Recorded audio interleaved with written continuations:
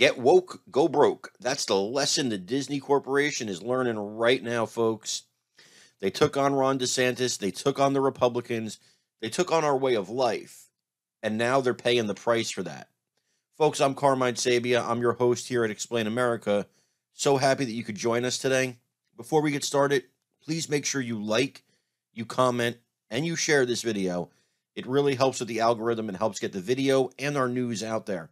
Also, please make sure you follow us at Explain America on Facebook and like and share our stories if they appeal to you because, again, nobody's doing us any favors. We need, it's the grassroots. You guys have to help us get those stories out there.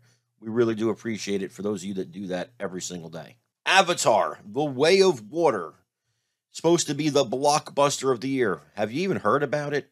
I haven't heard much about it. But apparently, it had a good, decent opening weekend. But the second weekend, not so much. Apparently, Avatar grossed somewhere in the neighborhood of $280 million domestically. Globally, about $881 million, if I'm rounding, which sounds really good.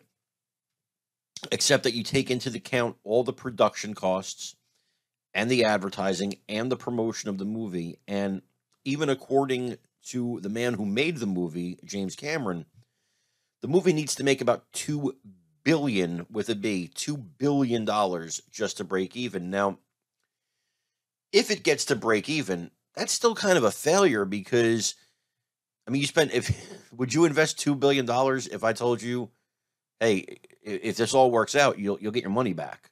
That's not really a wise investment. You invest, $1,000 in a stock, you hope that someday it reaches $10,000, right? You're not hoping, you don't put your $1,000 in and say, gosh, I hope when I retire, this $1,000 is still there. You can use a savings account for that, right? So all this has happened. It's following a bunch of flops for Disney. Lightyear was another one.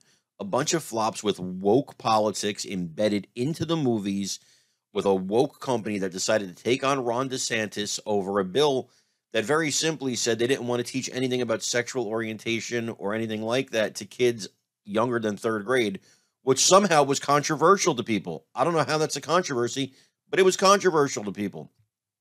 This has all followed that. Now they've changed CEOs. They've gone back to Bob Iger.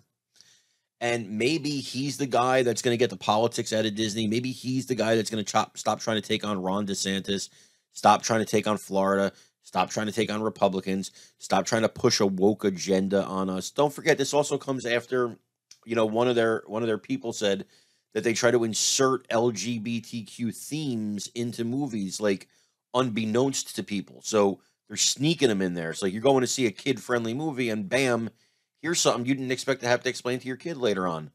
So it's not like they're marketing it with that in mind.